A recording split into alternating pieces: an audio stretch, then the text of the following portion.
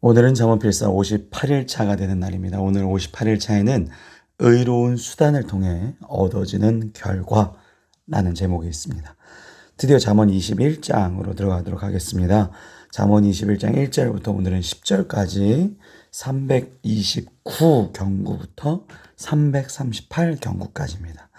이거를 이제 세 부분을 나눌 수 있는데요. 3절까지는 여호와 하나님의 절대적인 주권, 그리고 의인과 악인의 생활 자세가 8절까지, 그 다음에 9절 10절이 지혜자와 미련한 자의 인간관계에 대해서 나옵니다.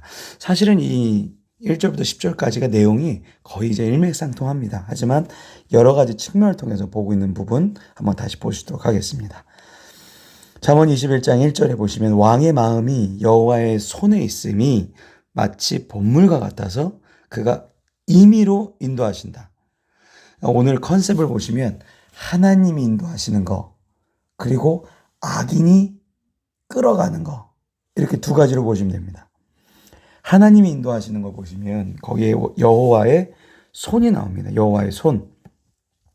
여호와의 손이 되게 많이 나오죠. 성경에 뭐 인간에 대한 권능을 할 때, 뭐 우주를 창조할 때, 하나님의 섭리하심 할 때 또 손이 나오고, 또 우리를 이렇게 보호해 주실 때 주님의 손 이렇게 나오죠. 하나님의 손이 우리를 임의로 인도해 주신다는 건데, 그러니까 결국 무슨 얘기냐면요. 왕도 이 나라의 뭐 최고고, 이 나라의 제일 지혜자인 왕도 결국 하나님의 손에 이끌려 가야 되는 것처럼 세상의 어떤 피조물도 하나님의 그 섭리하심을 벗어날 수 없다라는 얘기를 해석이 됩니다. 내가 아무리 잘나고, 내가 아무리 평턴하고, 내가 아무리 직급이 올라가도 결국 하나님의 섭리하심을 벗어날 수 없다. 2절입니다. 사람의 행위가 자기 보기에는 모두 정직하여도 여호와는 마음을 감찰하신다. 1절이랑 계속 이어지는 얘기죠. 내가 보기엔 이게 맞는 것 같아요. 근데 내가 보기에 맞는 게 문제가 뭐냐면 사람은 미래를 알 수가 없습니다. 그래서 항상 볼 수 있는 부분이 제한적이에요. 그거를 이제 가시적이라고 표현을 하죠. 눈 앞에 있는 것만 본다. 그리고 외적인 걸 가지고 내 스스로 판단을 해요. 뭐 뉴스라든지, 뭐 페이스북에 있는 뉴스라든지, 뭐 TV 뉴스, 뭐 이런 거 여러 가지 뉴스들을 보면서 아, 이건 이럴 거야 라고 나만의 이제 판단을 하는데, 그 하나님은 그 사람들, 그 사건이 일어난 현상에 내적 동기까지 알고 계신다라는 거죠. 그 사람이 원래 어떤 사람인지까지 알고 계시기 때문에 하나님과 대화를 할 수밖에 없어요. 아무리 그 사람이 되게 옳아 보이고 그 사람이 했던 행동이 정의로워 보여서 그 사람은 좋은 사람이야 라고 하는 것은 그냥 추측이에요. 항상 그게 틀릴 수 있는 환경에 우리는 놓여져 있다. 그거를 잊으시면 안 됩니다. 그래서 항상 요 구절이 나오죠. 여호와는 마음을 감찰하신다. 그러니까 공평한 저울추에 재보신다라는 거거든요. 그 사람이 진짜 하나님을 닮은 사람인지 아닌지. 1절도 마찬가지고 2절도 마찬가지지만 결국 하나님은 모든 것을 다 감찰하시는 분이시기 때문에 그분의 뜻을 우리가 살펴봐야 된다는 얘기가 되겠습니다. 3절입니다. 공의와 정의를 행하는 것은 제사 드리는 것보다 여호와께서 기쁘게 여기시느니라. 하나님의 뜻을 실제적으로 사는 사람이 기쁘게 할까요? 하나님 앞에 예배만 잘 드리는 사람이 기쁘게 할까요? 라고 물어보면 당연히 이제 전자 앞에 있는 제가 말씀드린 부분이 기쁘게 한다고 말씀드리겠죠.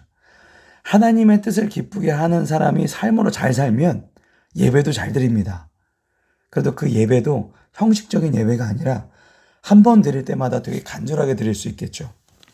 왜냐면 하나님의 뜻을 목사님이나 혹은 교회 뭐 찬양이나 찬송가라든지 뭐 찬양대라든지 누군가 뭐 권사님, 장로님을 통해서 그 뜻을 내가 들을 수 있기 때문에 굉장히 간절하게 드릴 수밖에 없습니다. 이런 사람이 하나님의 절대 주권을 의지하고 있는 사람이라는 것이죠. 이런 사람이 하나님을 기쁘게 하신다. 예배만 드리고 끝나는 건 아무 의미가 없습니다. 그래서 내가 하나님을 정말로 간절히 의지하는 사람만이 예배도 간절히 원하고 하나님의 뜻을 어떻게든지 잘 받으려고 노력을 하죠. 그렇게 살려고 노력합니다. 이게 이제 3절까지 하나님의 절대 주권에 대한 얘기고요. 그 다음에 의인과 악인의 생활 제사에 생활 자세를 한번 보시겠습니다. 눈이 높은 것과 마음이 교만한 것과 악인이 형통한 것은 다 죄니라. 이게 대표적인 거죠. 이 사람이 교만해요. 그럼 악인이에요. 이 사람이 거만해요? 악인이죠. 눈이 높은 것. 그러니까 내가 위에서 이제 이렇게 내려 깔아보는 거죠. 거만하게. 교만한 것.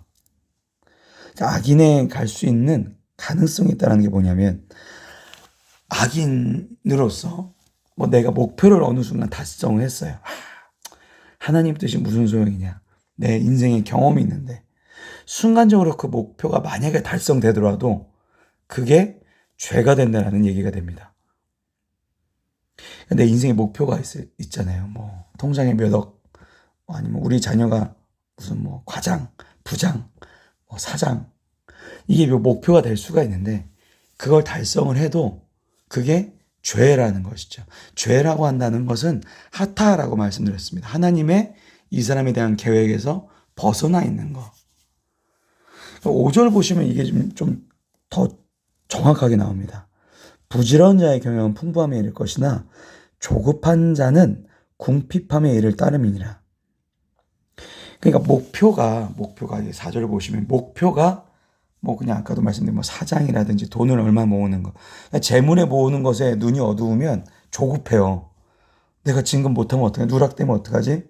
돈을 모아야 되는데 집값이 떨어지면 어떡하지? 이렇게 조급하면 이 사람이 외적으로는 부지런해 보이는데 조급한 거예요, 마음이.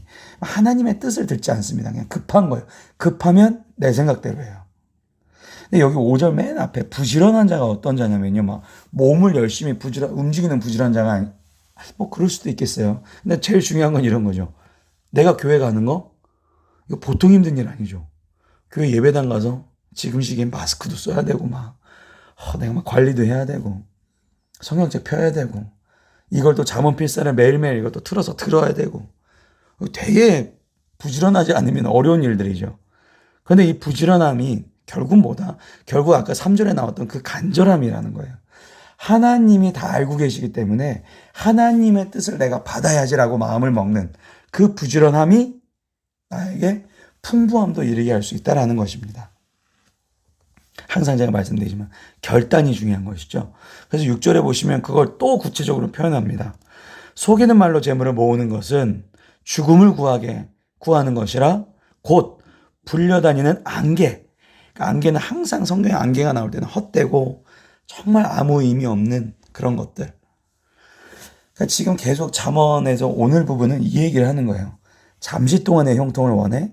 아니면 영원한 내 세대, 그러니까 내 자식의 그때까지의 형통을 원해? 이걸 물어보는 것이죠. 그러니까 이게 굉장히 중요한 얘기가 됩니다. 내가 잠시 동안에, 그러니까 인간은 아까 우리 2절에서도 이렇게 나왔잖아요. 가시적, 외적인 것만 볼 수밖에 없어요. 뉴스도 그렇고 다 그렇습니다. 모든 세상 만사가 아무리 똑똑한 사람들이 모여서 얘기를 해도, 아무리 인문학이 뛰어난 사람들이 얘기를 해도 결국 그렇죠. 결국 그래요. 결국 공허해져요. 결국 힘들고요. 결국 어려워집니다.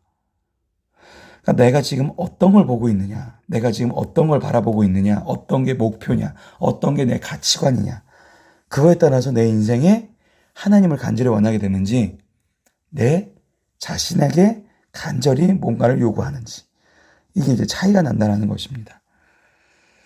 그래서 영원한 세대의 형통을 다들 받으시는 저 여러분 되시기를 바랍니다. 그렇게 되기를 주님의 이름으로 간절히 축원한다 합니다. 네, 그렇습니다. 자, 이제 7절로 가시겠습니다. 악인의 강포는 자기를 소멸하느니 이는 정의를 행하기 싫어합니다. 그러니까 왜 제가 가끔 얘기 드리잖아요. 왜 점 보러 가지 마세요. 라고. 당연히 목사님과 그렇게 얘기를 할 수도 있는데, 점을 보러 가면 결국 귀신이 나를 인도해 주는 거잖아요. 근데 여기 7절에 보세요. 자기를 소멸하나니라고 이제 한글에는 성경이 되었는데, 이게 이제 원어로는 예고렘이라고 되어 있고요. 그 예고렘의 그 원어의 단어 원형. 이게 원래 이 단어가 어디서부터 나왔냐라고 하면 까라르라는 단어에서 나왔습니다. 그 까라르라는 뜻이 뭐냐면 거칠게 끌고 가다라는 뜻을 가지고 있어요. 그러니까 악인이 있는데 이 악인은 이 사람이 악인을 선택해야지만 끌고 갈 수 있어요. 왜냐면 하나님의 보호하심, 아까 여호와의 손이 나왔지 않습니까? 하나님 손에 있으면 악인이 끌어낼 수가 없어요. 어떻게 끌어냅니까? 하나님이 허락하셔야지 끌어내죠. 대표적인 게 욥을 보시면 그래 한번 해봐라 이렇게 하셨잖아요. 하나님이 허락하지 않으면 끌어낼 수가 없어요. 자기 쪽으로. 이 사람이 점 보러 갔어요. 그럼 점은 누가 해주는 거예요? 귀신이죠. 그죠? 귀신이 착한 존재입니까? 악한 존재입니까? 이거는 교회를 안 다닌 사람한테 물어봐도 착한 귀신이 어디 있습니까? 세상에. 악인이 끌고 간단 말이에요. 근데 이 악인이 어떤 목표를 가지고 있느냐? 이 악인은 정의를 행하기 싫어해요. 정의라는 것은 공의와 진리, 정의는 하나님이 원하시는 길, 이 사람을 통해서 하나님의 나라를 완성하는 그 길이 정의거든요. 싫어해요, 그 길이. 그럼 하나님의 보호하심이랑 점점 멀리 끌고 가죠.